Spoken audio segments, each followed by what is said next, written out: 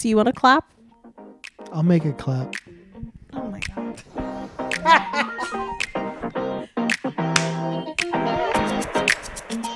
Made that intro, actually. Write that down.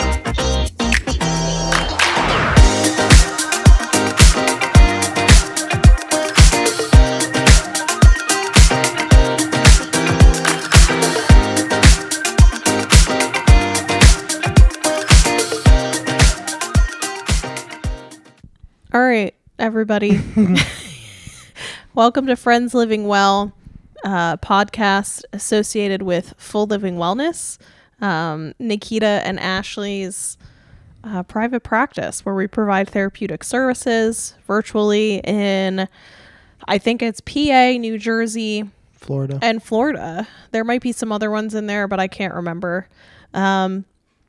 I'm Kelsey. I'm a BCBA. This is not Nikita. I think that's pretty obvious. This is actually, this is our producer, Tommy Alderson. A rare appearance on camera, somewhat rare. Even though I was just on with Nikita. Yeah, not that long ago. Well, pretty long ago. Was that the last epi? I think so. No, it wasn't, because we did one with me and Nikita. That's when right. I was like really actively concussed, and now I'm less actively concussed. Yeah, you were going through it at that time. Yeah, there was lights just blasting in my eyeballs, and it made me super irritable. Mm-hmm. Yeah, so as you can see, we haven't put out an episode in a while. Yeah, sorry about that. Life has been hitting really hard in a lot of different ways. I thought we were already done living through historical events as a generation, but 2025 has had the most random bingo card I think I've ever seen. Ever. It's like every year, life has gotten weirder and weirder. And more stressful. For people our age specifically. Yeah. I don't know. I don't know how much we're going to share on the pod, but I think like we've already shared about a lot of my chronic health issues. We shared about Nikita's like life-changing surgery. It's hard to believe that also was 2025. Yep. And now Nikita's dealing with some other unrelated health issues. Yeah, literal last minute, like within the last 48 hours or less. Yeah. So, we're people, and we're feeling 2025 probably just as bad as everybody else. And so, it's kind of delayed our episodes. So sometimes shit happens. Yeah. But we are sorry about that. And we literally have not that it's ready to go, but we have stuff like on the calendar, like it's gonna be more consistent going forward for the rest of the year. Yeah, so hopefully we'll be able to hopefully life chills the fuck out and we're able to prioritize this, because we do really like doing it and it's super fun to talk about stuff, barring any other life-changing events. I really would like to say that 2025 will not have any other big life-changing events, but that also feels like I just jinxed it, so I am gonna knock on wood. Speaking of life, it's holy water. Somehow you beckoned Dennis with the holy water. Yeah. Maybe he needs an Nice. Maybe he knows he needs an exorcism. He knows it. I like how you keep scooching closer and closer to me. Our body language is so obviously that we really love each other, and it's really, really gross. Yeah. Yeah, we're gonna try and keep the gross PDA to a minimum, as this is we're professionals here, I swear. One of us is a professional. Well, we both are, if you want to really get down to it. We're doing it already. It's already coming through. The couple bickering. But you want to sum up the last 24 hours? So in the last 24 hours, 30 hours, whatever. In the last 30 hours, I think I'm going to give a play-by-play, because I think my play-by-plays are pretty good. Tom and I woke up yesterday and we wanted to go to the Malvern Buttery, because if you are local to Southeast Pennsylvania, you know that the Buttery's pastries fucking rock. Like, You should know. You should know. If you don't, get your ass over there. They actually just opened one in Ardmore, which would be fun to go visit. But we go to the Malvern one. I don't know if it's equidistant or not. Might be. I don't know. Sorry, I had to get a burp out. So we decided to wake our asses up and go to the Buttery early. Pro tip, if you want to go to the Buttery, go before 10 a.m. If you go after 10 a.m., they're not going to have the pastries you want. So we wake our asses up. We don't shower. I'm not wearing a bra. Real like run out and get coffee and pastry, come back vibes type thing. And we are sitting at a stoplight. It's a 4-way stop. We were sitting at red. It turns green. Tom had his turn signal on. Tom turns left. And somebody blew a red light and T-boned Tom's car. Insert picture here of what Tom's car looks like. Because his car is definitely totaled. Both of our airbags went off. It was really scary. Taking notes. Yeah, the both of our glasses flew off. Like we were hit very, very hard. Yeah, it was a lot. It was jarring. It was very jarring. What's more crazy, I think, is that where we were hit was not on. We were hit on Tom's side, the driver's side, but he was not hit in the door. It was truly front end damage, destruction. It was like the front tire, the fender, the hood, like the front of the car. Somehow, by whoever's grace, he was not hit directly. Neither was I. And so, you know, we get fucking T-boned in the middle of an intersection. Airbags are flying. You know, the smoke from the airbags. My glasses are on the floor. His glasses are on the floor. By some other miracle, no glass breaks. Yeah. There's no shattered glass. No. It's just a real... It just hammered us. The windshield cracked. You'll see that in the photo, but it, you know, nothing fell and like hurt us in any way. You know, I hear Tom coughing really hard. You know, we didn't lose consciousness or anything. So this is like the really, I think, maybe most disappointing part of the story, the most like discouraging. I think like it puts into perspective how hard 2025 is on people and how I think people are in a different state of mind. And I don't know if it's just this year. I think it's a collection of things, but we had several witnesses to this accident be like utterly lacking compassion. It was kind of shocking at how we were actually treated when we were the ones that were hit. So a passenger who happened to be in the intersection, who honestly, if we didn't get hit, they would have gotten hit, comes to Tom's driver's side door, and Tom, in his confusion, because he was just hit by a fucking car, thought that guy was the driver. So yeah, we're talking like seconds into settling from being hit by this car. We're coughing. I think either you told me to open the door or I like thought to open the door and like, get some air in there. I opened the door, and to my immediate left, there's just some guy who is the literal first person I saw after being smashed by this car, who visibly ran a red light.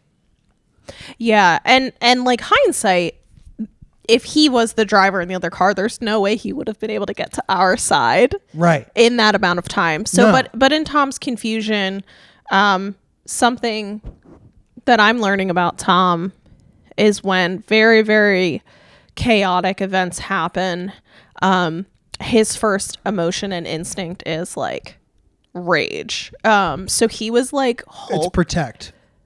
It was coming from a place of absolute protection for me. I knew that was why he was so angry.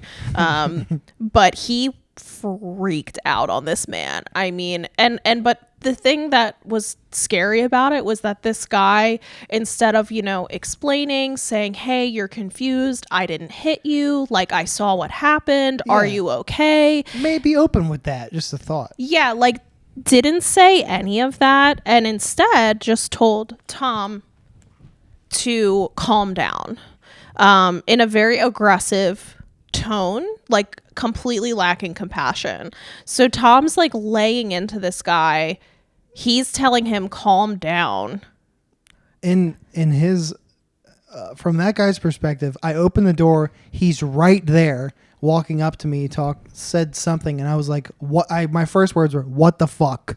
Yeah. That was a fucking red light. What are you doing? Yeah. Or something like that. Yeah. And he immediately goes, you got to calm down. I think the next thing he said was something like, this isn't going to help you right now. Yeah, you're not helping the situation or right something. now. So then I got multiplied by 2. I was like, what do you know about helping me Look at his body language right now. Run the red light guy? As far as I know, I don't know this guy from a hole in the wall, respectfully. Yeah. So yeah, it's okay. It's not happening to us right now. I'm just trying to paint a picture because people just listen. They might not be watching, you know. I know.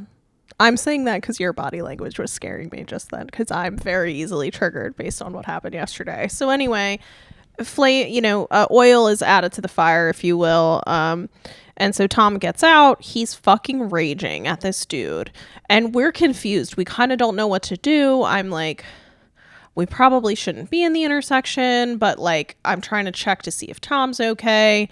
And in the midst of this, a pedestrian who's sitting in their car at the intersection, literally within 2 minutes after we're hit, beeps his horn and is like yelling at us. Like the smoke isn't even out of the air yet, and cars are trying to navigate around ours, rightfully because they're in the literal middle of the intersection. Yeah. So traffic is starting to build up, and cars are trying to proceed slowly around with no signaling. There's no traffic control at this point. So people are trying to take their turns, rightfully so, and he's getting impatient with people honking his horn.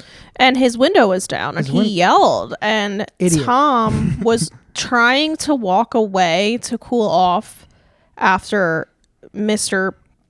Witness was very escalated with him. And that's because Kelsey, rightfully so, was like, you need to focus, and you need to chill. You need to chill out. And I was like, you're right. I need a second. So he walks on the side. Yeah, I walked a few paces down the shoulder. Anyway, the pedestrian honks his horns, yells out his window. Tom flips out on this guy. I'm putting my hand on his chest because I'm afraid Tom's gonna walk into the road to go fight this pedestrian in his car.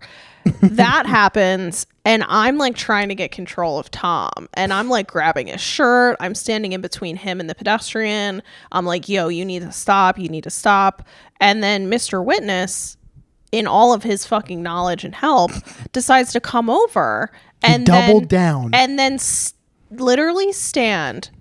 Mind you, this man was probably the same height as Tom, and then there's little me, and yell and point his finger at Tom and tells Tom, shut the fuck up. You're being a dick. You're being a dick. You made my daughter cry, screaming at Tom. And it was so heightened. At this point, I could have threw him like a Frisbee. I was so angry. He was so angry. And then it's just little me standing in between these two grown men. And I said, sir, please walk away. Please walk away. Please walk away. That's what I just said that numerous times. And then I looked at Tom, and I don't know if I told you to look in my eyes or not, but I grabbed your shirt and I made you look in my eye. And I pulled out my mom voice, and I was like, you need to calm the fuck down right now. And then I said, nobody here is on our side. Nobody here is going to help us. It's just you and me. And that snapped him right out of it. Yep. I immediately was like, you're right. I'm hearing what you're saying. Yeah.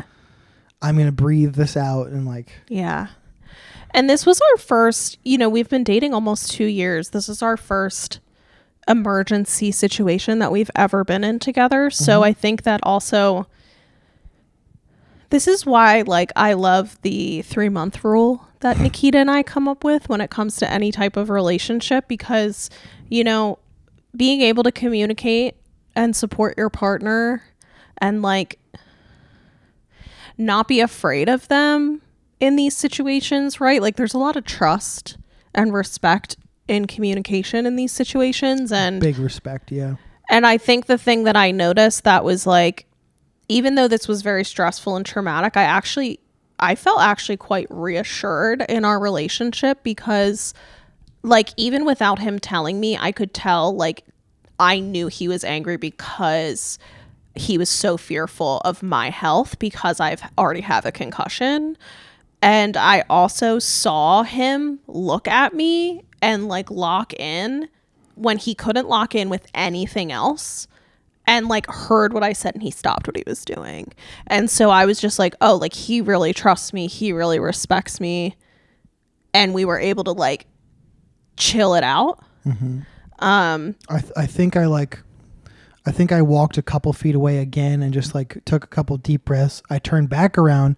I found the witness guy and I walked up to him calmly and I was like, hey man, I got to talk to you. Like, I'm sorry for blowing my top like that. And he matched me right away. Yeah. And we like shook hands and like met and stuff, and everything seemed better. He didn't apologize to Tom. He did not apologize, which was absurd. Nobody checked on us. No. The witness, Mr. Witness didn't ask us if we were okay. There was actually a guy sitting at a truck at the light who didn't see what happened, didn't check on us. Everybody, especially the police officer, checked on the driver that hit us first. And nobody asked us how we were, and nobody sat and called emergency services for us. Like it was so, I'm stuttering because it's so shocking, the lack of compassion that people had for us in that moment. And I think that that's how a lot of people feel about others right now. I think a lot of people feel that way, and that's what makes it like so scary. No wonder we all have like anxiety and fear about, going to a grocery store, like going to live music, because there's these situations in which you would expect that there's a bystander that would help. No, it's more like people have knives that are like at the ready to like fight. Yeah, it's like we were the victims of negligent driving, and yet we were treated like the perpetrators. I think that had something to do with my attitude and acting like a psycho. But in fairness, not one I didn't even think about this until reflecting on it, but not one person gave a crap about how we felt until the EMTs showed up. Yeah, and I do like as we have reflected together, I think a lot of what we realized was that from outside looking in, Tom was the aggressor because Tom was freaking out, and I always forget like how intimidating, like I forget, like you're just a baby to me, so I forget that you're like this, you have this deadpan face that like, you can intimidate people. I think you forget that sometimes because you don't feel that. Mm-hmm. And so it makes sense to me why nobody wanted to engage with us at that point. But yeah, the other driver of the car, she had a dog in the car, which was also so sad, but the dog was fine. Literally, we were all fine. So that's the other thing about this, is that despite the stress, we really ended up being able to walk away from that. Yeah, literally all of us involved were standing around, like basically waiting for stuff to happen. The dog was like not prancing, but like walking around. Dog was fine. She was fine. She didn't need medical care. I don't think so. I have no idea. She didn't go in an ambulance. I don't know. Yeah. That. So anyway, it was really crazy. So Tom's car is totaled. I got evaluated at the hospital just to make sure my brain was okay. And we're fine. We're just sore. Tom has a couple of like pretty nasty bruises, but besides that, we're really good. And I think what's crazy about this is, it's not until you're in an emergency situation that you, I think, maybe can sit and reflect about like maybe the strength of the relationship and connection, because I feel like those are situations that can really make or break. You know what I mean? Like, we've been dating for a long time, but if I was in an emergency situation with someone and I didn't feel like they heard me or respected me or trusted to like make me feel safe, that would be a big question mark in my mind about the person, about the relationship. So I think it's really like interesting how we navigated that, and yet it's still like worked out. So yeah, I think that 3-month rule, that is so, you're not going to always be in an emergency situation. You're not always going to be in a circumstance in which communication is vital. And it's not until those things happen that you can understand how we work together. Yeah, pretty much everything leading up to that is kind of superficial until it's real. Yeah, so thank God we're all right.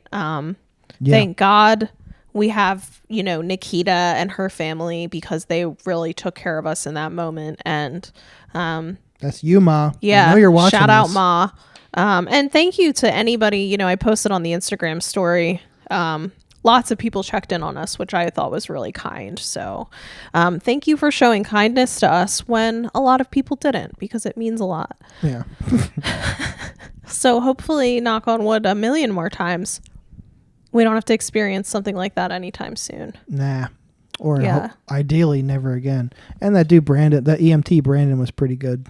He's a good guy. The best part of the whole thing was that I got really good medical care. Got great care. Great care, great sandwich, great hospital. Tom got one of the best fucking sandwiches I've had in a minute at the hospital. Yeah, from the cafeteria. Sorry, at the hospital. I had probably the most beautiful PA I've ever seen. I literally thought she could be cast in Grey's Anatomy. I've brought her up several times since yesterday. That's how beautiful she was. She definitely looked like she'd be on TV. I was like, nobody should work in an ER and look that good and smell that good. Like, what the fuck? Anyway. So yeah, the medical care was good and we're fine. So hopefully the next time we record, we will all three be together the way we had planned, the way this podcast has always worked. Yeah. But send Nikita some healing vibes. Her body has been through a lot. She's been very stressed lately. So yeah, we're hoping that she feels better. So yeah, like big life stuff. Oh, you yawning? No. He's so bored of my conversation already. Yeah, so that's that. That wraps up the last 48 hours or so, or 30 hours. The last day or so. Yeah. So we were kind of thinking about, like, as we've navigated that like big event together, we thought it would be interesting to maybe talk about how we as a couple have navigated learning each other and learning like how to meet each other's needs, because I think everybody has very unique needs, but when you add a little neuro spiciness and then you add some concussion based neuro spiciness, things get interesting. That's a word. What's the word you would use to describe it? I haven't thought of an alternative. Okay. But that was my way of saying it's a good way of summing it up. Yeah. In a word. In a word, yeah, correct. Yeah, so we just thought we would kind of talk about like what it's like to, be in a relationship with somebody that has pretty severe ADHD, and then being in a relationship with somebody that has like chronic pain and lots of sensory sensitivities, because oh, that was cute, buddy. I don't know if they could have heard his groan, but he groaned. Yeah, I think from my perspective, because of our different, like our cognitive differences, I feel like I'm a lot less regulated than I typically am, especially recently, because I've just been so stressed, and that means that I'm just like snapping. So irritated all the time. You're not always irritated, but you are more irritable. Yeah. No, yeah, I definitely, and it's so funny. Tom and I were talking about, I forget what we were talking about, but I had asked him, he uses humor a lot. He uses humor to diffuse my irritation or anger, pretty regularly, and it works really well. And I think I asked you, like, do you do this on purpose? And Sometimes you were like, I do, yeah. you were like, A lot of times I do. yeah, you were like, yeah, oh, it's super purposeful. Yeah, it's my defense, like not just a defense mechanism, but it's like my default setting is to find something funny in it, in whatever it is. Yeah. Yeah, and I think that as the anxious person in the relationship who spirals about a lot of things, like diffusing things with humor is so helpful for me. Because I'm very much like, remember that meme I posted about being a Scorpio and how like I've made up my mind that I'm going to be in a bad mood, so nothing can change that. Yeah, you keep leaning on this Scorpio thing. So like if I'm upset about something, I'll be like Leaning pretty hard on it. I'll be like, please stop trying to cheer me up. I've already decided to be sad. Yeah. Meanwhile, I'm so opposite that. Like a good couple jokes in a row can turn my day around. Yeah. A couple laughs rather.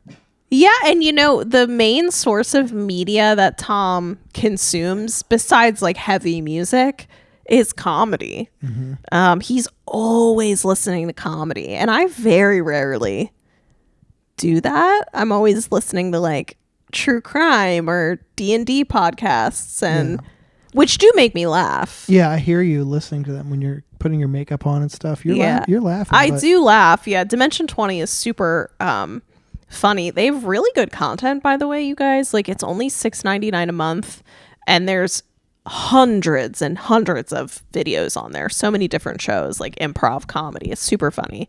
But it's so interesting because as a behavior analyst, I feel like I'm really good at analyzing my own patterns and figuring out like what I have a hard time with and things that I can do to make myself feel better. Like, for example, when my brain is really overstimulated from a lot of screen time during work, I've realized that, and this is what I call it in my head, I've never said this out loud, I need a transition activity that doesn't have screen time or noise. And my number one transition activity has been doing the dishes, because it like really like slows me down, and it's like 5 or 10 minutes where I'm like not overstimulated. Yeah. There's no outside noise besides the dishes themselves and the water, and you have to focus on it and do the right job and stuff. So it occupies your focus like that. Yeah, and I realized too that when I'm in a bad mood, that I actually really need to listen to something funny also as a transition activity. Like, that actually really helps my mood because like I'm laughing. And singing too. If I put on, like, I started my day on Friday, I put on an old Adele album, 19, which was like, came out when I was in high school, like the end of high school. And when you sing, it actually stimulates your vagus nerve, which calms your nervous system. So I've like kind of compiled these things that make me feel better, but I also am super curious, like, you listen to so much comedy, it really makes me wonder like if that's why you're pretty regulated, because you laugh all the time. Is that why people sing to babies and stuff? Or is that like a never mind? No, I think it's a good question. I don't know if I don't know if I can give you an answer to that, but I think that music soothes people in different ways. Yeah, but to answer what you said, I think I think I've kind of forced myself into being regulated because I choose that I want to be laughing at things regularly, maybe not for 24 hours of the day or like all of the day, but a large portion of it. Yeah, the things that I want to take in are entertaining, and what's entertaining to me is laughter and like a good hang and fun and funny. Yeah, and I think it's a better distraction, if you will, than being overstimulated on a phone, right? Like where you're just scrolling and scrolling, like that is very overstimulating. And I think that being able to sit and just laugh is so healthy. And when you like haven't had a belly laugh in a while and then you feel fucking awesome after a belly laugh, like I think you've cracked the code that people should listen to more comedy. If you're feeling shitty and you haven't laughed in a long time, that's a surefire way to make you laugh. Yeah, and that doesn't necessarily mean like you need to know like who's funny or like the latest and greatest thing. You don't need to be hip onto it. Just literally go find anything. And what would be some like very consumable podcasts or like specials that you think a lot of people would enjoy? Well, a special is like a sit down, like dedicated thing. Even if you just explore, like, I know a heavy majority of people listening to this will probably already be Instagram users. Yeah. If you look through stand-up comedy reels, there's a lot of consumable stuff there. Every once in a while, one will get you. Yeah. And then maybe you see that person twice and they make you laugh twice. Give them a follow. Yeah. But what would you like recommend for a podcast? Podcast? Anything where... You can't say Joe Rogan, by the way. That's not allowed on He's this not podcast. funny. I know, but you listen to it a lot. And so I'm telling you cannot make that as a recommendation or you're fired. Since you asked me to make a funny recommendation, that's like the opposite of what I would recommend. Okay, great. Fuck Joe Rogan. Let me see who I follow. Who's a great recommendation. Oops. Library. Riveting stuff. What's the History Hyenas? History Hyenas great. History Hyenas great show. If you're into history and you like laughing. If you really want to laugh, I just saw a really good recommendation. It's Friends Living Well. That's a good one. That show Story Wars I listen to once a week. Oh, okay. So it's a game show. Oh. But it was thought up of by two stand-up comics, and everybody submits a number of every person on the show that week submits a handful of stories. They get shuffled around, and then they read the stories to the crowd. It's in front of a live audience. Oh. They read the stories out loud, and then they have to deceive the other people into thinking that it wasn't their story. Okay. And you get there's a point system. Like you score points by fooling people. I love that. That sounds fun. It's an awesome premise for a show. And this past week at work was the second week in a row that I put it on YouTube on the break room. And did it get a couple chuckles? Every time. Okay. So that's how you know it's good. Story Wars is a great show. History Hyenas is a great place to start. Yeah. Yeah. I feel like Nikita would say, what's Bobby Lee's podcast? Bad Friends is good. Yeah. If you like that stuff. And what's the other one she likes with Christina P? Oh, Your Mom's House? Yeah, she loves Your Mom's House. I really used to love Your Mom's House, and like they have a huge library of episodes to choose from. A huge library, if you will. Huge even. If you look up Your Mom's House and you look through, you'll probably see a name that you recognize, and you should just listen to that episode. Yeah. It's great stuff. Very fun. Yeah. So they're like, I think, not, this is I have a microphone, so of course I'm going to give unsolicited advice. Listen to more comedy shit. Like it really has helped me in a very, very dark, tough time in my life. And I've realized that I've really needed that. I think that's also something Tom and I were just talking about that music wise, because we were talking about, he put on the new AFI record, which you should fucking listen to because it's really great and it's very different. It's very different. It's like Christina P would probably love it because it's a very goth sound. But it's funny because Tom and I were talking about how we listen to music for different reasons. Yeah, we listen so differently. And I listen, again, going through what I've been through this year.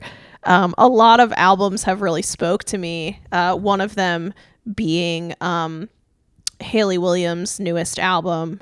I think it's Ego Death at a Bachelorette Party, I think is the title. I think it is. And, I love music because it helps me process experiences and emotions, because sometimes, they can just capture emotions the way a conversation can't.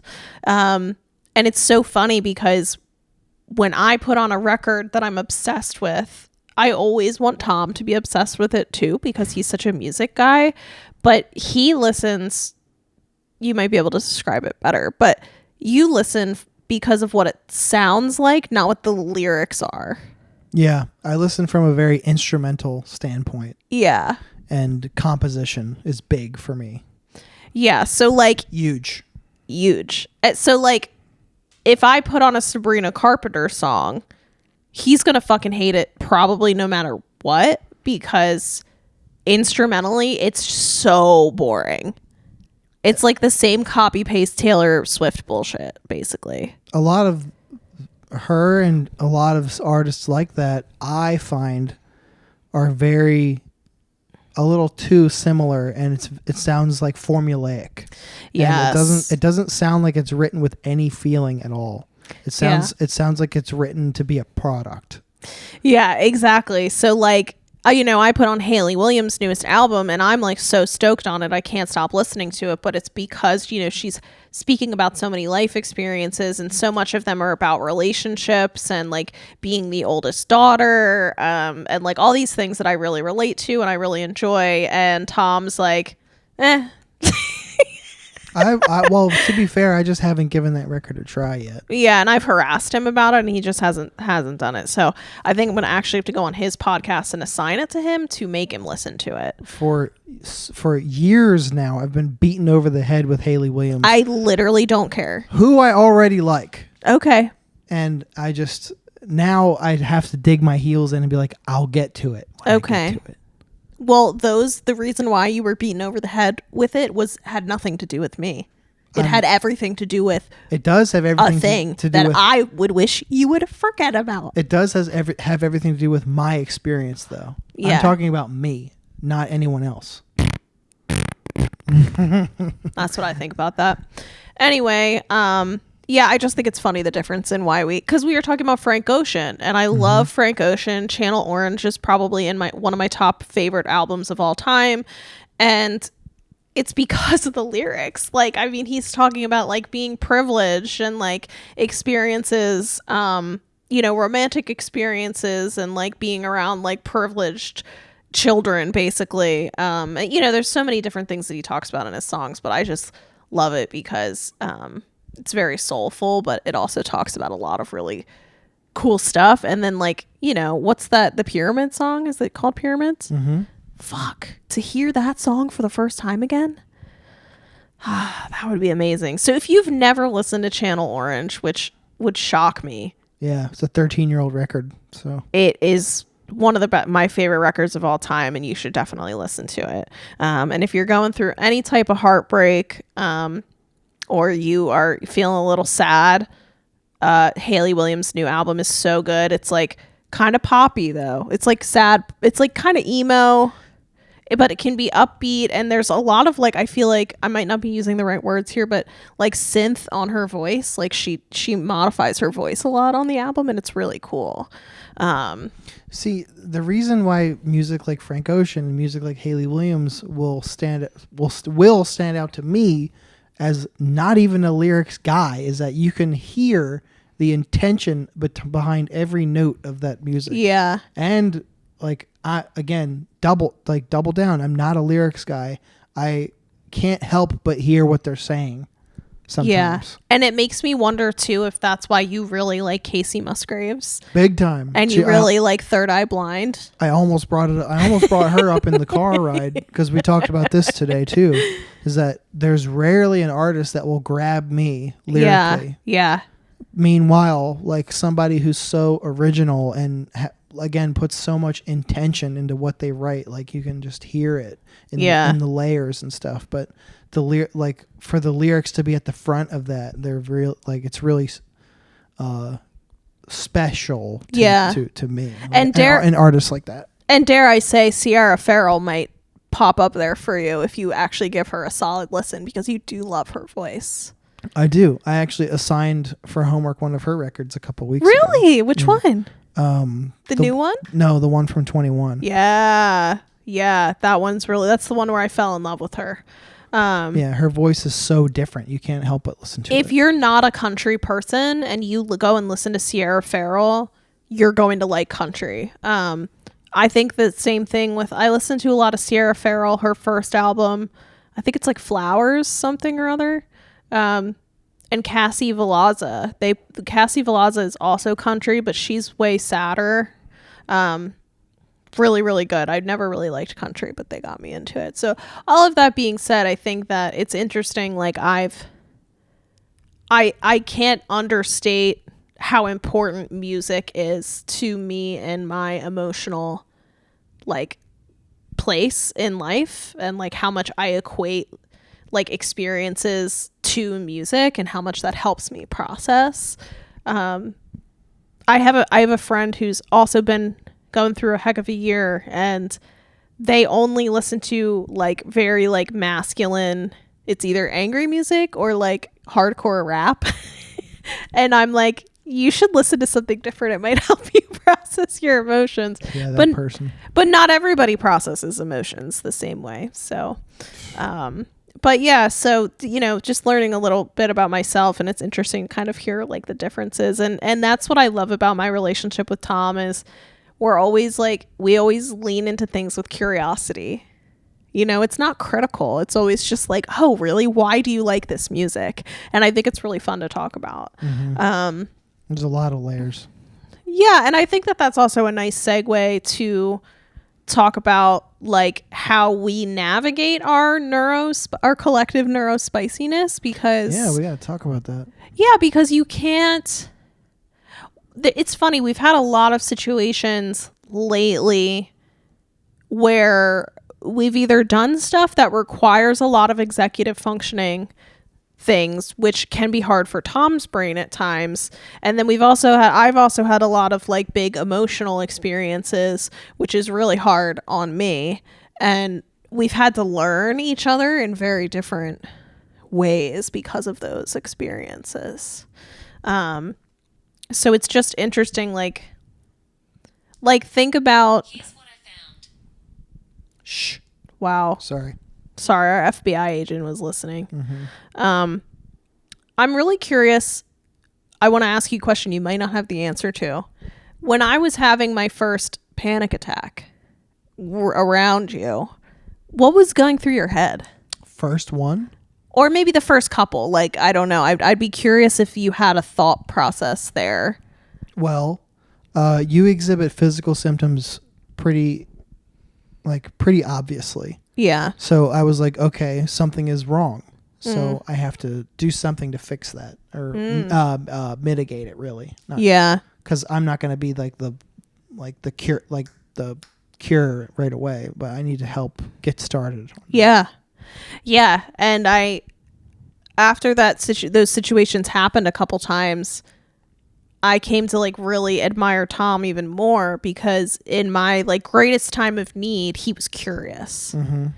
Like when she's really having a panic attack and exhibiting these symptoms, it's important to be like, hey, you need to calm down. Have you tried relaxing? Or like what you're feeling right now is like not real. Your anxiety isn't real. It's made up. Does that help? No, that's actually not what Tom does. Joke. That's a joke. That's what's called a joke. I like you. I'm like picturing if you did that to me during a panic attack, I would be so sad. If I meant it, yeah. Yeah, I'd be so sad. No, that's not what happened at all. Yeah, he was curious, and that's where like my brain gets activated when I'm curious. And like he's so curious. He's such a curious person. Yeah. Everything starts firing. Like my brain, like my problem solving brain starts to go too. Yeah. And it really makes me lock in. Yeah. And that's where, you know, when I'm talking to my friends that are like looking for relationships, or, you know, maybe they're having a difficulty, I just think about like Tom's curiosity and like wanting to help me and support me in that. And I wish that for everybody. I think that that's such like a crucial part to a healthy, connected relationship, is like when your partner is having a hard time, you're able to like be curious. You know, when they have 20%, you're able to give that 80%. Math. Yeah, get that out of here. I don't want to talk about that. It's important to not do the gray rock method. What the fuck is that? That's when you sit silent and like a statue, like a gray rock, and you give nothing. Yeah. Tom, at first, I do think you were just kind of waiting for me to tell you what I needed. Like, I think he was really looking for cues from me of like, what do you need right now? But I wasn't really able to say that. Yeah, I had to learn these things. So it was kind of a trial and error thing, which I think is, you know, if you're in a new relationship and you're experiencing a tough emotion, like together collectively with your partner, they might not be able to tell you. And I think that a healthy relationship that like creates emotional and psychological safety allows you to ask questions. It allows you to try and help your partner, even if it's maybe not like the most helpful thing, if that makes sense. Yeah. The first long while is a lot of trial and error. Yeah. And much like anything. And I think that that's what I really respect. And I think when I think about my friendships, that's the same. Like, I get that in my friendships. And I saw this great meme the other day that was like, I am easy to be loved because my friendships have taught me that. And I was like, that's such a good point, right? Like, it is not hard for your friends to love you, so it shouldn't be hard for a romantic partner to love you either. You know, and I don't want to make blanket statements, but I think that that's like a really a healthy mindset. Mm-hmm. So I think that like navigating. You got the microphone. You make the statements. That's true. Actually. I think navigating sensory difficulties with your partner is a totally mysterious land. It was to me, at least at first. And it took so much communication. Like, because as I was learning my sensory sensitivities, I was simultaneously having to be like, hey, Tom, like, this is my experience and this is what I think I need. But I'm not sure.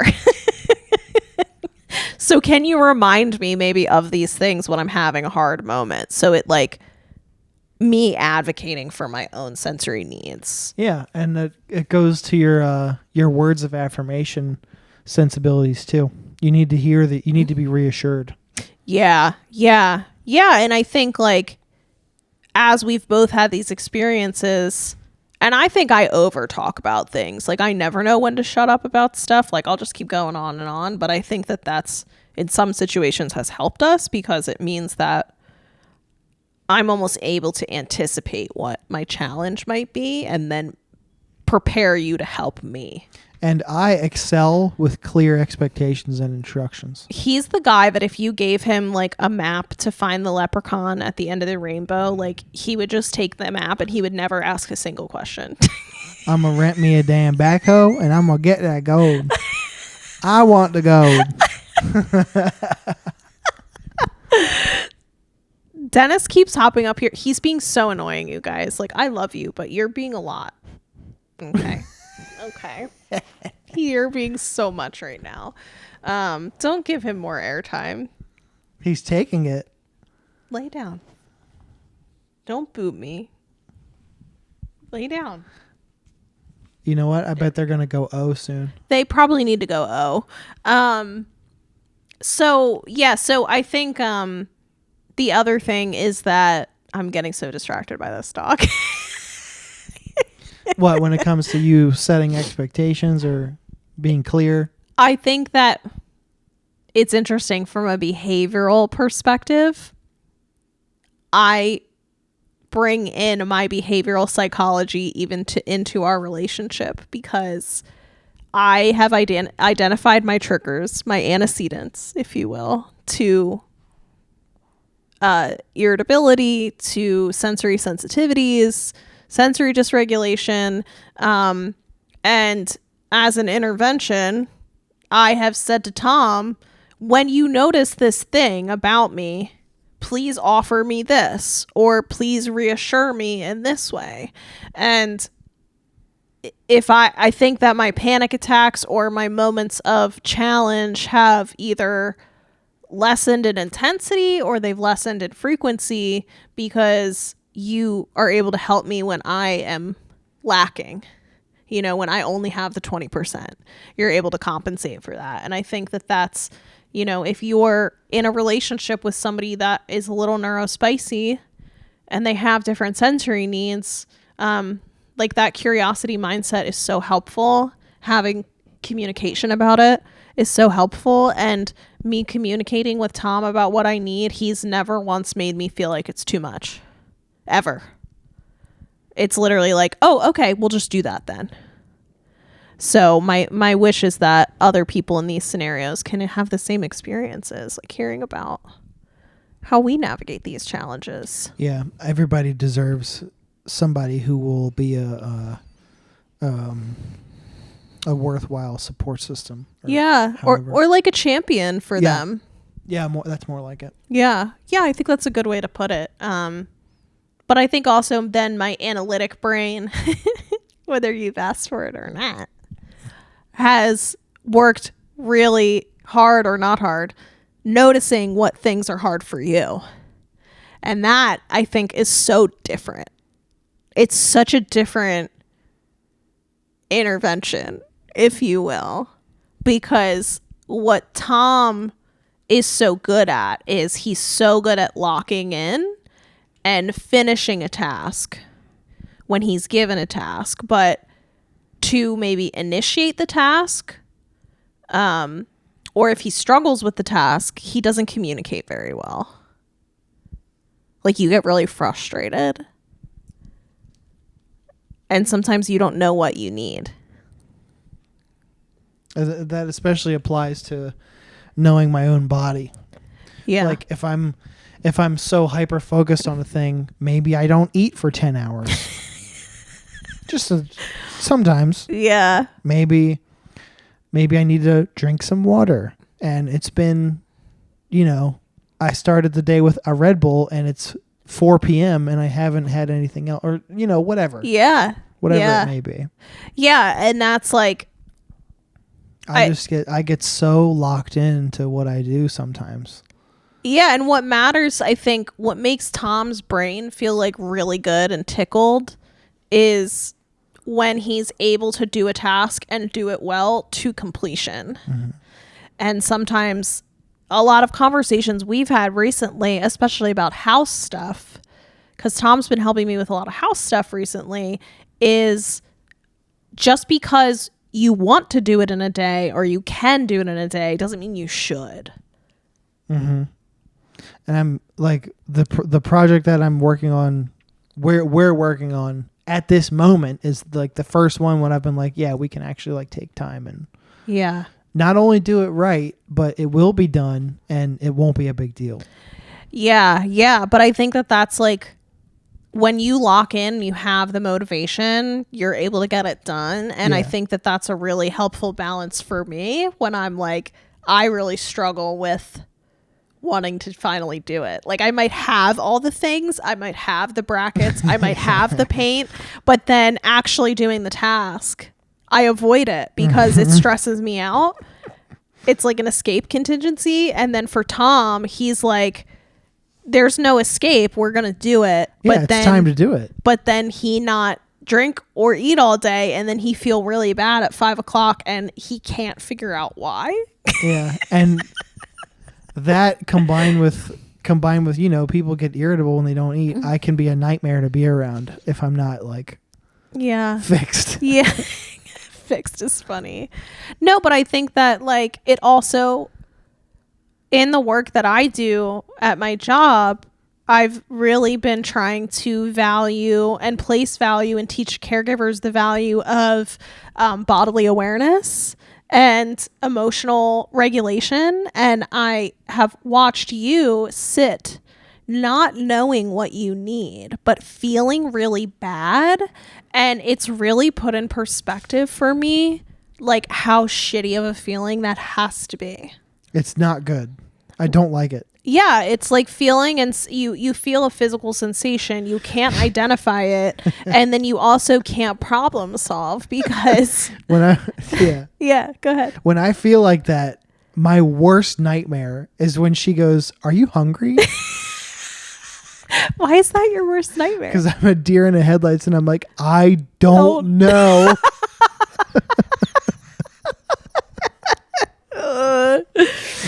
Which is, it's so funny because I don't want to assume, right? I can't assume that that's what your experience is. But at the same time, it's hard for you to make a decision. So it's like I'm asking him to do something that is already hard for him at baseline when he's regulated. And then you add stress of like the neurospiciness on it. And it's really taxing. Do you want to come up, Ellie? Come here, baby. Oh, do we have our turn with the good boy? Come on, baby. You can do it. That's right. Our boy. Okay, we got a chicken on the couch. A burnt chicken nugget. Burnt chicken nugget. Yeah, so it's something that we have learned as like we're just, I think that's just what's so beautiful about relationships is how we learn each other. Yeah, we kind of get to just wing it and see what works, but also like one of us has a framework of like experience and being able to analyze things from 1,000 feet up and be like, this is why you're doing this, and this means this. Yeah. And like for me, being able to put definitions on things like that is like a way to close a loop, which is big for me. Closing a loop for somebody with ADHD is really, really important. And yeah, being able to identify causation and like reasons for things helps me a lot. I'm glad it helps. Yeah. Because I kind of just can't stop doing it. Yeah. Sometimes maybe we could talk something to death, but at least we know. Yeah, and I think that's like, I think it's just how my brain works. And I think it's valuable. Yeah, because I don't want to change you. Right. I love you for who you are. No, you more so want to point me in a direction and let me come up with a solution like a therapist kind of does. Yeah, and I think it's a really fine line if you're a therapist and you're in a relationship, because it's really easy to like be in a position where you want to teach. And like my therapist has said to me, well, it's not your place to teach. You're not his teacher. You don't always have to be his teacher. Are you the one who got the advice the one time that was like, stop teaching? Yeah. It was her. It was my therapist. She said, you've always been in a caretaker role. Brilliant. And you caretake everybody. What good advice. And it's not your responsibility to caretake him. And yeah, I think it's when you're in a negative mindset and you're experiencing a lot of my thoughts about like, oh, I feel like I need to help him with this and that and this and that was really coming more from a place of like my own dysregulation and challenges and experiences. Like I was going through a really tough time and I felt really overwhelmed by a lot of things. But I think that us learning patterns is really helpful, because if you can learn patterns, and this is where like I always start, this is more of like a career focused like thing, but I always start conversations with parents from a perspective of observing and trying to teach acknowledgement of what is happening. Because if you can't observe and acknowledge what's going on, then you can't decide how to respond. Mm-hmm. Because every situation, context, behavior requires a lot of different types of responses. And so, he can't respond to me when I'm having noise sensitivity in the same way that he would respond to me if I was having a panic attack. Because with noise sensitivity, I need my earbuds and I need to leave the situation. Whereas a panic attack, I need to be distracted and I need like candy and I need just like... You need different sensory stimuli. Yes. To like check you out of that or whatever. And this is why I hear from so many people and so many professionals say ABA doesn't work for us, or we worked with a professional and it didn't work. It felt like we tried everything.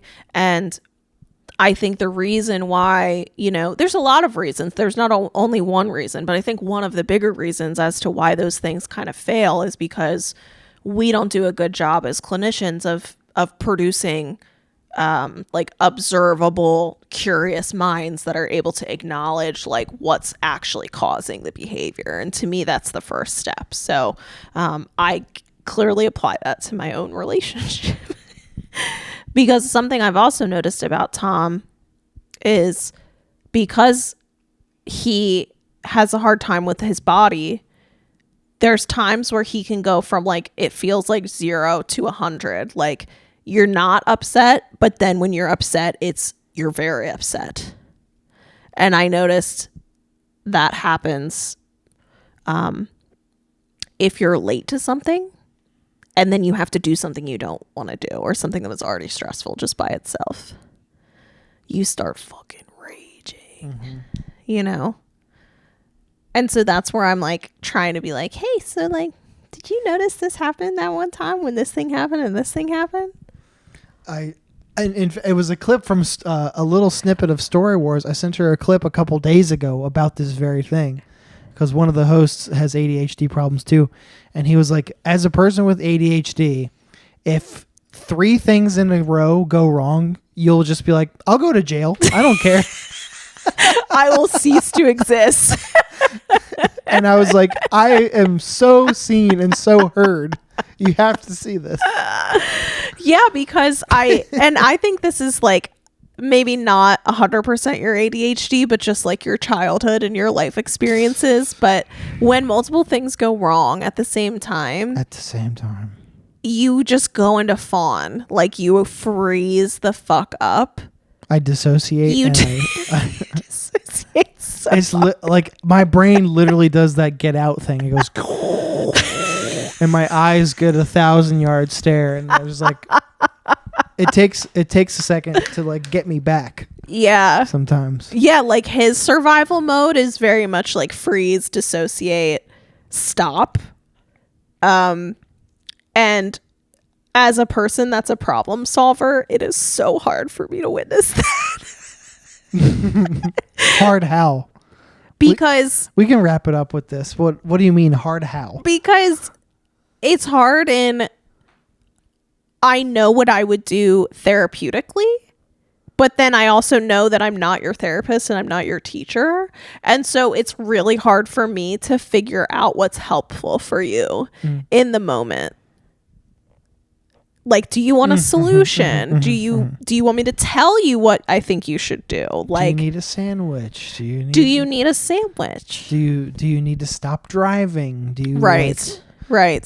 Something. And the hard thing about when somebody is overwhelmed in that way, whether it's sensory or whatever, your brain is already not primed to be able to make decisions very easily. And so then when you ask an already, frozen person multiple questions, that can actually really add to like the mental load. It can really add to the dysregulation. Do you need me to stop telling you the exit is coming out? Yes. Little things like that. And so that's why, like, again, it's really nice to be in a partnership where we can navigate these things together and like laugh about it, and eventually there's humor, right? And like we can recover from it. But I think that if you're in a relationship with somebody that's neurospicy, like, I hope this maybe gives you context for why your repetitive questions when they're frozen might not be super helpful. Right. Or, if you're a parent and you're trying to problem solve like your ADHD child, how do I support them? There's no one blanket answer. There's no universal answer. It's literally something that you have to work maybe with a professional, but like you have to do trial and error. The time-honored traditional classic method. Yeah, which sucks to hear. Nobody wants to hear, oh, just try different stuff. Well, every scientific law was made that way. That's true. Of trial and error. Dude, your shorts are so like short. It's crazy. They're just distracting me. Sorry. Look, he's dissociating. Yeah, I'll just stop. I'll just die. Yeah. No, but yeah. We're sorry it's been so long since the last ep, but we're well on our way to consistency again. Yeah. I swear it. We're gonna get there, especially in the new year. Yeah. Things are going to feel really different for us. So you're going to see more content. So if you like what you're hearing, despite our absence, we would really appreciate if you could comment, subscribe, share it with your friends. I believe we actually hit 250 followers on Instagram, which is awesome and crazy. So yeah, follow us, write us a review on Spotify or Apple Music. That would also help people find us. Honestly, just tell one person about the show. Yeah, and thanks for being there with us. If you liked this topic of us kind of talking about how to navigate neurodivergence in the context of a relationship, that's something that we could do more of, just let us know in the comments. Yeah. So yeah, that's us. We're signing off, and we'll see you soon.